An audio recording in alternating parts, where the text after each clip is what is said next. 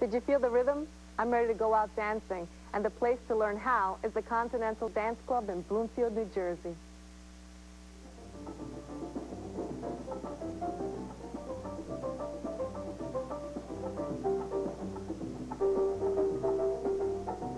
Oh, those were wonderful, wonderful times.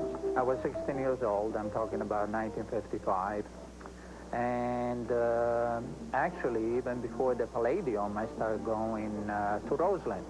Not the new Roseland, but this was the old Roseland, which was situated on 53rd Street and Broadway. Was all the way up on the second floor.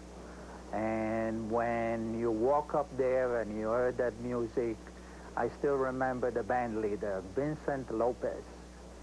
And everyone was so dressed up, and they start twirling. And in those days, naturally, I didn't have that much experience, but it was a wonderful scene. And I said to myself, this is for me. And of course, then I started going to the Palladium, which is the old Palladium, which was also on Broadway on 52nd Street, I believe. And when I walked in there, and I saw the caliber of dancing, I was flabbergasted. And of course, the Palladium in those days, like you see it in the Mambo Kings with the movie, wasn't quite like that. It was kind of dark and dingy, and wasn't exactly like the movie, but the atmosphere was fantastic. And of course, in those days, there was a great rivalry between Tito Puente and Tito Rodriguez. So naturally, anytime they played together, they tried to outdo each other. And of course, in those days, dancing started like 6 o'clock in the afternoon and then end up until about 4 or 5 o'clock in the morning.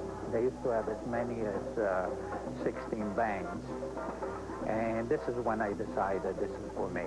Of course, in those days, the Hispanics didn't really go to the Palladium. It was mainly Italians, Jewish people, and black. And I'm talking about 1955. And no one cared about what they were, because they just, once that music came on, they just went there to dance. The best dancers, of course, you know, Killer Joe Piro, and there was Cuban Pete, and Augie and Margot, and people of that caliber. Of course, in those days, I was too young. I could never even compete. I was afraid to get up there. But eventually I did. The Mambo in those days was kind of different than the kind of music that we're playing today for salsa. People thought about dancing on the two, which was a syncopated motion. And then after the Mambo, of course in those days, Mambo used to be different speeds. Used to be a fast Mambo, used to be a double Mambo, which was medium timing, and of course was a slow Mambo, which eventually developed into a cha-cha. As a matter of fact,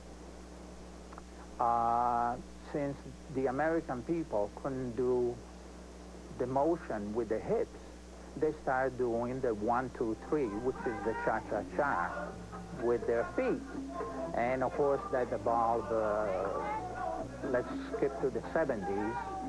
In the 70s, naturally, the Latin music was going down the drain, and people tried to revive that.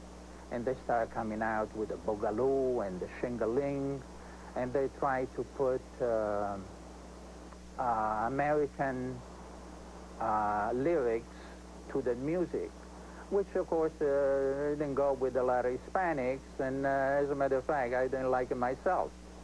And so that didn't last very long, but then one good thing came about, and that was the hustle. And the hustle incorporated a lot of the moves from the Mambo with a lot of different styling, and in the forefront by that time were the Latin people.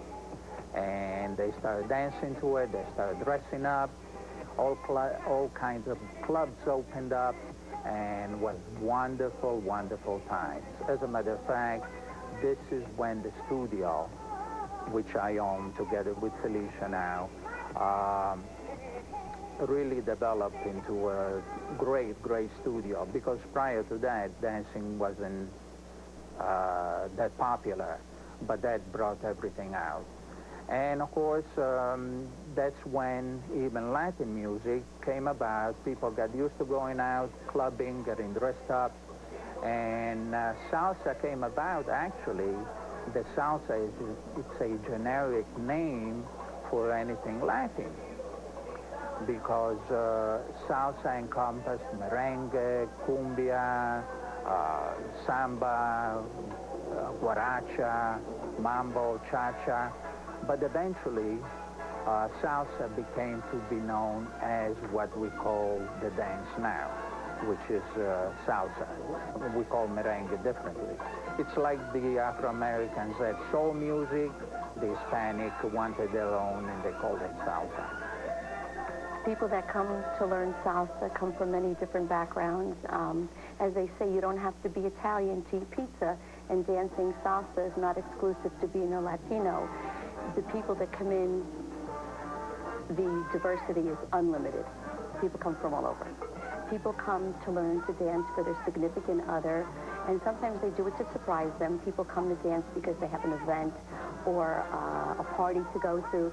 People come to dance because they want to get extra moves to enhance their repertoire. People come to dance to lose weight, for exercise, to relieve stress. It's a lot more fun dancing to relieve stress rather than going and sitting and talking to a therapist. And this is a culture that is very full of passion and soul, and I think it's a connection to their heritage and culture, and they come for that reason too. And it just brings everybody close together like that for a real great time.